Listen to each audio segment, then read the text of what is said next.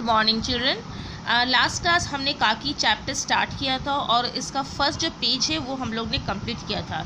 और first page में हम लोग ने स्टोरी जो देखा है वो देखा है कि एक बालक है जिसका नाम है श्यामू। और वो जब वो अपने कमरे से सवेरे जब वो अपने कमरे से उठकर आता है तो देखता है सामने में उसकी माँ जो है भूमि शयन कर रही है। उसकी माँ जो सोई हुई है भूमि पर, उसका ऊपर सफ़ेद रंग का चादर डाला गया है और घर के सभी लोग जो है घेर कर जो है कोहराम मचा रहे हैं, वो करुण वेदना व्यक्त कर रहे हैं। ठीक है, कोहराम मचा हुआ है पूरे घर में।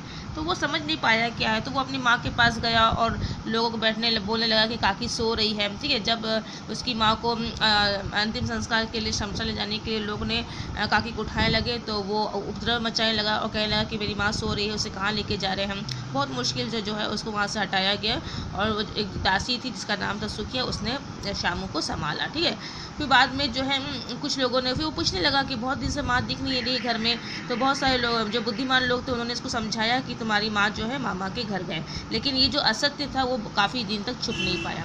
जब वो बाहर खेलने गया तो उसके बालक मित्रों के द्वारा जो उसको पता चल गया कि उसकी माँ जो है उसके मामा के घर नहीं बल्कि राम के घर गई है। ठीक है, तो ये सुनकर उसका जो शौक है वो और अधिक बढ़ गया, वो रोने लगा। ठीक है, लेकिन उसने काफ़ी दिन तक रोना तो बंद कर दिया, लेकिन उसका जो शौक था उसके हृदय के भीतर में ही समाया हुआ था और वो चुपचाप रहने लगा और शून्य मन से जो आकाश की ओर देखने लगा। और एक दिन जब वो आकाश में देख रहा था तो उसने क्या उड़ती हुई पतंग देखा। पता नहीं उसके दिमाग में क्या आया, वो आया अपने घर के भीतर आया और अपने पिता विश्वेश्वर से कहने लगा कि मैंने काका जी आप मुझे पतंग लाकर दीजिए। ठीक है, यहाँ तक हम लोग ने पढ़ा था।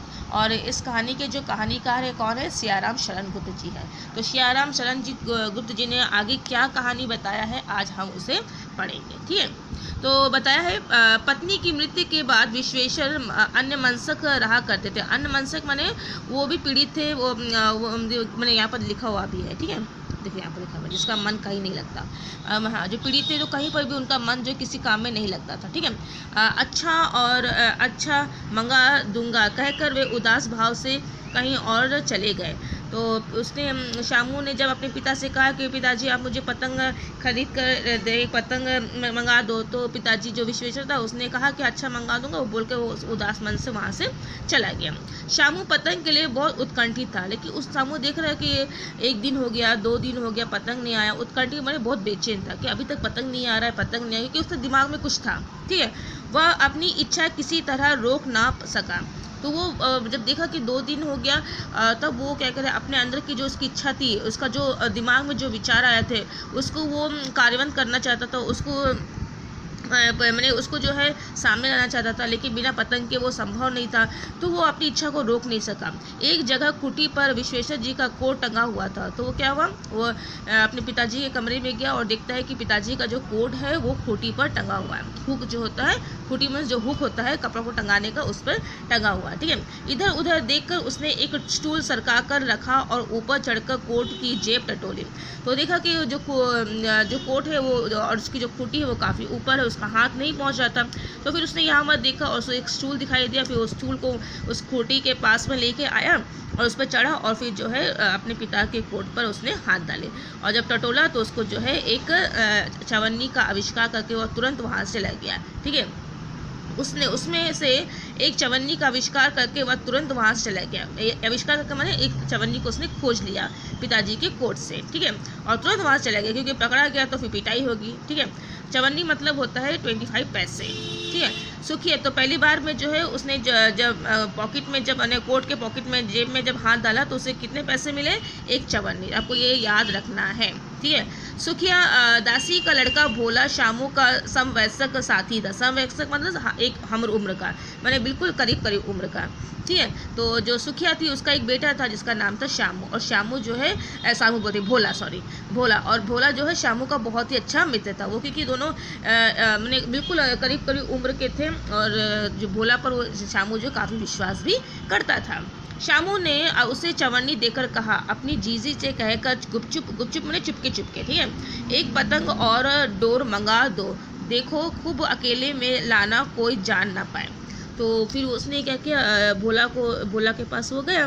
शामू जो है चवन्नी लेकर भोला के पास गया और भोला को चवन्नी देकर कहा, देखो ये चवन्नी तुम अपनी जीजी को देना और जीजी को बोलना कि वो एक पतंग और डोर ला दे उसे, ठीक है। और उसने एक सावधानी भी दी है, इसको इंस्ट्रक्शन भी दिया कि देखो ये काम तुम अपनी जीजी को बोलना कि वो अकेले में करे, गुपचुप में करे, चुपके करे, किसी को पता ना चले, कोई ये हम जो ये पतंग और डोर मंगा रहे हैं किसी को पता ना चले।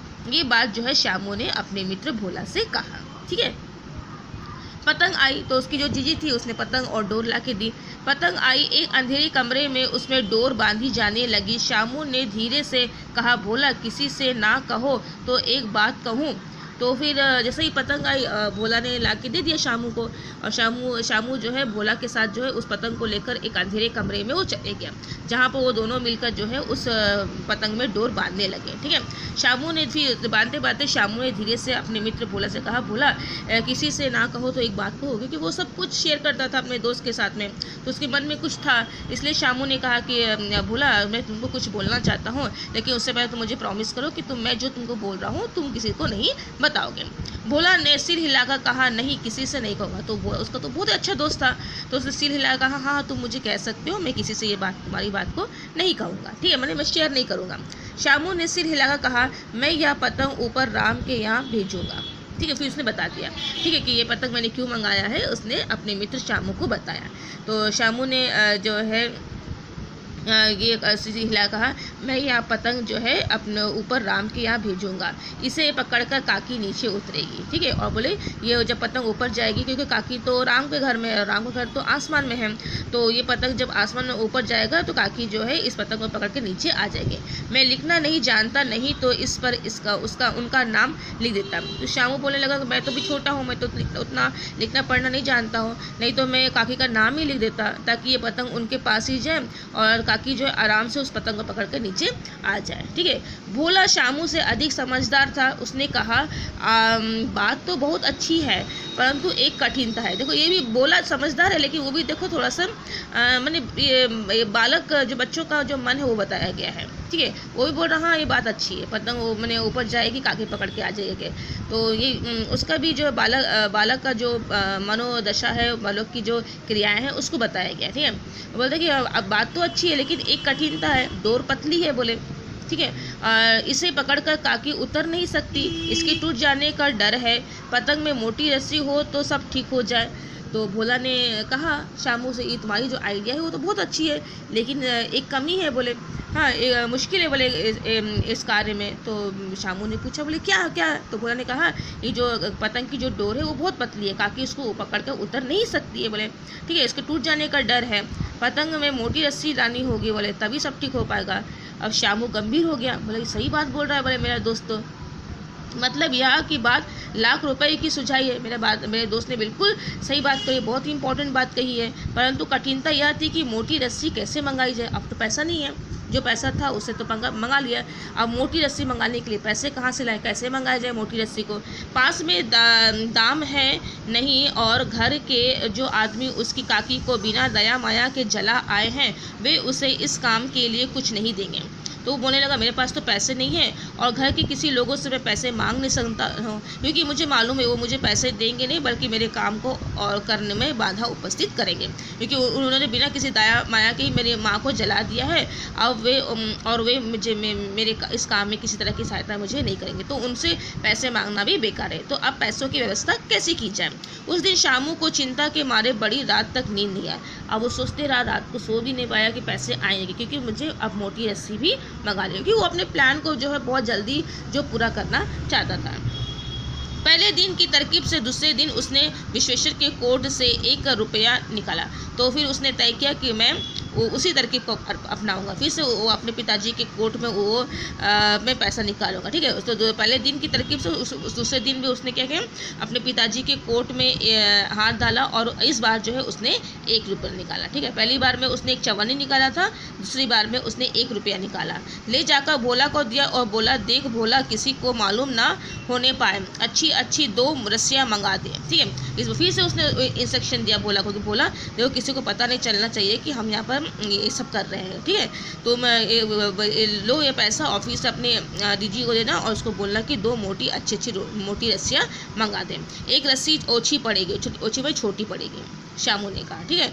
तो 2 रस्सी लगेगी, 2 रस्सी मंगा लेना। जवाहर भैया से मैं एक कागज़ पर काकी लिखवा लूँगा। तो जवाहर जो है उसके घर में काम करने वाला एक व्यक्ति था, ठीक है। उसने कहा कि मैं जवाहर जो भैया है उससे मैं एक पन्ने पर एक कागज़ पर काकी लिखा दूंगा और फिर काकी को हम लोग उस पतंग में चिपका देंगे ताकि जो पतंग है जो सीधे काकी के पास ही पहुँचे।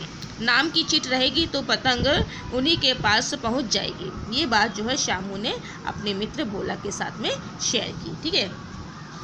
आगे देखते हैं। 2 घंटे बाद प्रफुल्ल मन से शामू और भोला अंधेरी कोठरी में बैठे बैठे पतंग में रस्सी बांध रहे थे। और अब जो है पतंग मैंने मोटी रस्सियाँ आ गई। वो दोनों, शामू बहुत खुश था और शामू को खुश देखकर भोला भी बहुत खुश था और दोनों फिर से जो है उसी अंधेरी कोठरी में चले गए, ठीक है। दोनों जो 2 घंटे बाद मैंने पतंग आने के बाद, रस्सी आने के बाद 2 घंटे के बाद में जो बहुत ही प्रफुल्ल मतलब होता है प्रसन्न मन से, ठीक है। बहुत ही खुशी मन से शामू और भोला जो अंधेरी कोठरी में बैठे बैठे पतंग में डोर बांधने लगे, रस्सी बांधने लगे। अकस्मात माने अचानक। शुभ कार्य मतलब उनका जो पतंग में डोर बांधने का जो कार्य उसको बोला गया शुभ कार्य। विघ्न माने बाधा की तरह उग्र माने क्रोधित रूप में धारण किए हुए विश्वेश्वर वहां आ पहुंचे। तो दोनों बहुत ही खुशी मन से पतंग में रस्सी बांध रहे थे और उसी बीच में जो है बहुत ही क्रोधित रूप में जो है वहाँ पर विश्वेश्वर आ पहुँचे। भोला और शामू को धमका कर बोले, तुमने हमारे कोर्ट से रुपया निकाला है। तो जैसे ही विश्वेश्वर वहाँ पहुँचे तो उसने भोला और शामू को धमकाया और बोलने लगा कि तुमने क्या मेरे कोर्ट से पैसा निकाला है। भोला सपका कर एक ही डांट में मुखबिर हो गया। मुखबिर मतलब गवाह देने के लिए तैयार हो जाना, ठीक है, मैंने वो भेद खोलने वाला, ठीक है। तो भोला डर गया विश्वेश्वर की बात को सुनकर और वो एक डांट में ही उसने जो है सब कुछ भेद खोल दिया। बोला शामू भैया ने रस्सी और पतंग मंगवाने के लिए निकाला था और उसने बता दिया कि शामू ने जो है रस्सी और पतंग मंगवाने के लिए उनके कोर्ट से पैसा निकाला है। विश्वेश्वर ने शामू को 2 तमाचे जड़कर कहा कि चोरी सीख कर जेल जाएगा। तो विश्वेश्वर ने पूरी बात जानी नहीं, उसको इतना क्रोध में था। जैसे ही उसको पता चला कि शामू ने उसके कोर्ट से पैसे निकाले हैं वो और अधिक क्रोधित हो गया और उसने 2 तमाचे जो है अपने बेटे को मारे और साथ में कहने लगा कि यही सब सीख रहा है, बोला चोरी करना सीख रहा है, चोरी करके जेल जाएगा, ठीक है। अच्छा तुझे आज अच्छी तरह समझाता हूँ। यह कहकर फिर तमाचे जड़े और कान मलने के बाद पतंग फाड़ डाले, ठीक है। और जब इतना बोला उसके बाद में फिर से उसने एक और थप्पड़ जो है शामू को मारा और फिर जो है उसका कान भी मरोड़ा और उसके बाद में पतंग जो सामने थी उसको भी फाड़ डाला। अब रस्सियों की ओर देखकर कहा, ये किसने मंगाई, ठीक है। अब जब रस्सी देखा, रस्सी भी है, तो बोले ये किसने मंगाई। भोला ने कहा उन्होंने मंगाई थी। तो उसने कहा, भोला ने फिर से कहा कि शामू ने मंगाई थी, कहते थे इससे पतंग तान कर काकी को राम के यहाँ से नीचे उतारेंगे, ठीक है। तब भोला ने कहा कि रस्सी तो शामू ने मंगाई, शामू भैया ने मंगाई है, क्योंकि शामू भैया का प्लानिंग था कि वो इस रस्सी को पतंग में बांध करके काकी को राम के घर से नीचे उतारेंगे। ये सुनकर जो है विश्वेश्वर जो है हद बुद्धि होकर वहीं खड़े हो गए, मैंने वो बिल्कुल आश्चर्यचकित हो गए, कुछ कहने लायक ही नहीं बचे, ठीक है। उन्होंने फटी हुई पतंग उठाकर देखी, उस पर चिपके हुए कागज पर लिखा था काकी, ठीक है। तो जैसे ही उसने बात ये सुना शामू के भोला के मुंह से कि शामू ने ये रस्सी जो है पतंग में बांधकर अपनी माँ को राम के घर से वापस नीचे उतारने के लिए मंगवाई है, तो ये सुनकर बिल्कुल वो एकदम शौक लग गया उनको, एकदम बिल्कुल आश्चर्यचकित होकर खड़े हो गए, कुछ बोलने के लायक ही नहीं गए। वो अब अनुभव करने लगे थे कि जितना उदास मैं अपनी पत्नी को खोने का हूँ उतना ही ज़्यादा पीड़ा जो है मेरा बेटा सह रहा है अपनी माँ को खोकर, ठीक है।